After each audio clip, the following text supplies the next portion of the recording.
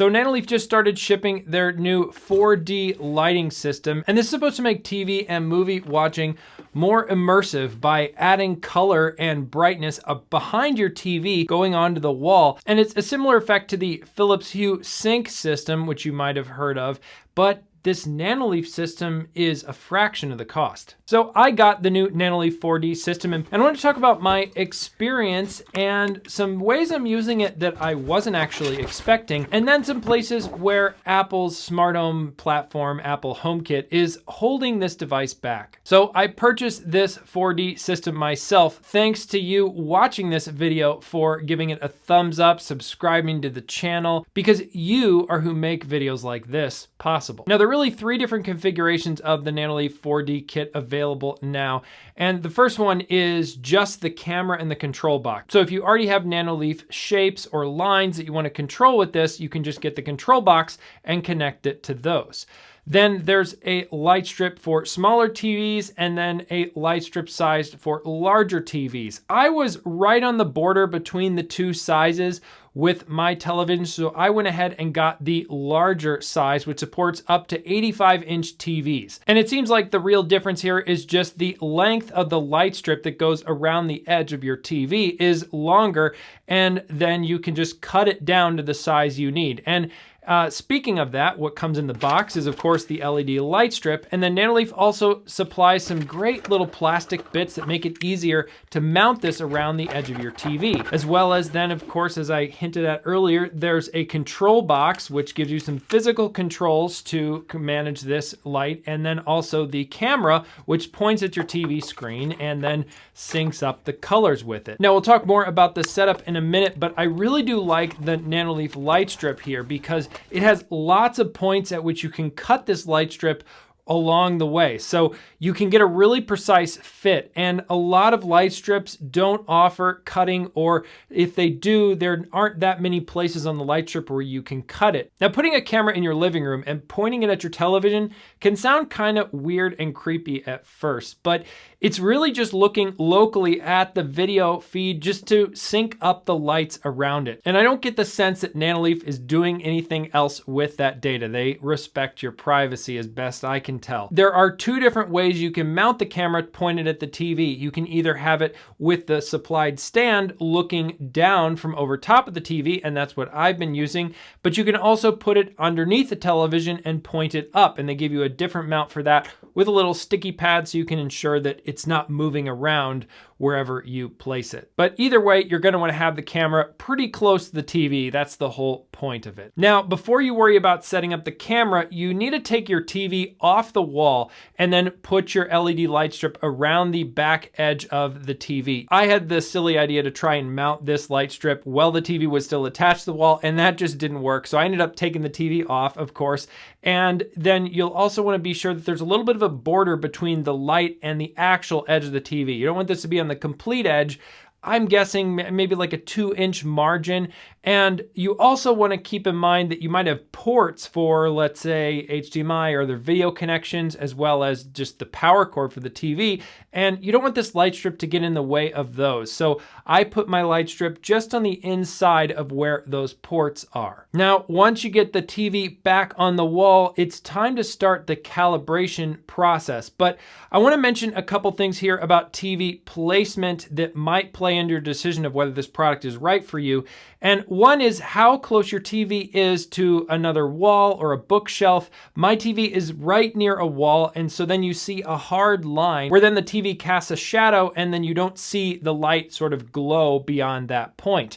If you want this true glowing effect that you see in a lot of the product shots, you really need to have it reasonably close to a wall that then has a nice amount of margin on either side of the television. I'm gonna guess maybe around a foot. Of course, if you have your TV mounted very close to the wall or further away from the wall, that's also gonna mess with the ability for the light to splash back onto the wall and give you the effect. Now, in those cases, if you still really want Nanoleaf 4D, I would consider looking at the control box by itself and then pairing it with some Nanoleaf lines or shapes to get a similar effect in your room, but being able to tailor it more to your specific space. So with the TV back on the wall, then you mount your camera, connect up your control box to both the camera, the light strip, and the power supply, turn everything on, open the Nanoleaf app on your phone, and pair this device to your home. Now, if you're on an iPhone or Apple device like I am, it'll go ahead and add it to your Apple home setup, and you can choose which room it goes in there. And then you'll do the calibration process, and this is where you tell the software where the actual corners are of your TV based on the placement of the light strip, as well as what in the camera's frame is actually your TV that it can use for syncing up the color. Now, inside the app, you get a lot of customization options of how you want this light to display in your room. The first one, unique sort of to Nanoleaf, is they have, in my opinion, a really great library of these color animated scenes. And if you've had any of their Nanoleaf shapes or lines, you've probably seen these where you can add these to your lights and then get all kinds of cool animations with different sets of colors, and you can even build your own, and they can sync up to whatever music happens to be playing in the room. It'll use microphones to sort of listen for that. And in this case, it's on the control box to synchronize that with whatever audio is on the TV. So you can use any of those existing Nanoleaf scenes, which you might already know and love from other Nanoleaf products, and have that also work behind your television. The next mode I'm going to talk about is the basic mode, and that's what you have in the Apple Home app and pretty much anywhere else, and that's just to set the brightness and color of the light strip. And then moving on to the 4D mode is what Nanoleaf calls it, which is probably what you're interested in with this product, which is synchronizing the light, color, and brightness with whatever's on the screen of your TV. Now, inside of the 4D setting, there are a lot of other options. So there's the 1D version, as Nanoleaf calls it, and that's just showing white light around the edge that syncs to the brightness of the picture on the TV. Now, 2D syncs not only the brightness of the light, but also the color. So that's going to use the camera to pick up the colors. So then let's say if you have a blue sky at the top of the screen, it's going to show blue around the top of your TV, and then green grass on the bottom, it'll show green around the bottom of your TV. Now, I didn't find any documentation at this point to clearly show what 3D and 4D settings do, but it's really just 2D with extra colors and animations. So you can play with the 3D and 4D modes and see if they are what you're looking for. Now, moving down in the settings, you can also turn on this rhythm option to synchronize with sound from the TV. So it'll just listen to sounds in the room and then change some of the light animations accordingly. I found in watching this that it just added a little bit extra animation similar to the 3D and 4D modes, and I'm not really a fan of that. I tend to prefer, let's say, the 2D or 1D modes here. And we'll talk more about my experience in a minute. Now, with each of these modes, you can connect them with what's called a preset in the app. And this is basically setting the general brightness level as well as the saturation and white balance for the light behind your TV. So they have a preset for cinematic, vivid, and then they also have an option for you to create a custom preset. So cinematic seems to be a little bit on the dimmer side. Let's say you have the lights off in the room, maybe you're watching a movie. You don't want the lights around the TV to be quite as bright. Vivid, maybe you have blinds open, it's a very bright thing during the daytime, and you need that extra brightness to show around the TV to get any of the effect. Then you might want to have the vivid mode, and of course, custom allows you to set it to what works for your room. So what is this good for?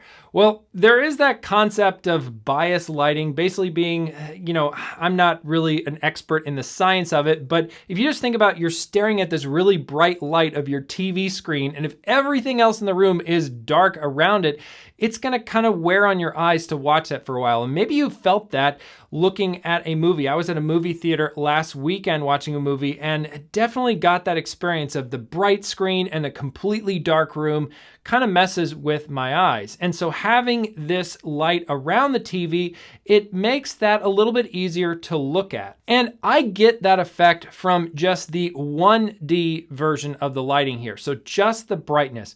Now, when I go into the 2D and 3D and 4D modes, I'm not seeing my Nanoleaf camera doing a great job of syncing up those colors. So, future Eric here to explain what's going on. I tested this product, wrote the script, filmed what you've seen so far in the video, and then when I got to filming all of the B-roll of all the shots of the product, these lights weren't syncing with my TV, and I was just confused about why. I was already not happy with the color matching. It wasn't very accurate, but then it was just getting even worse, and I was just like...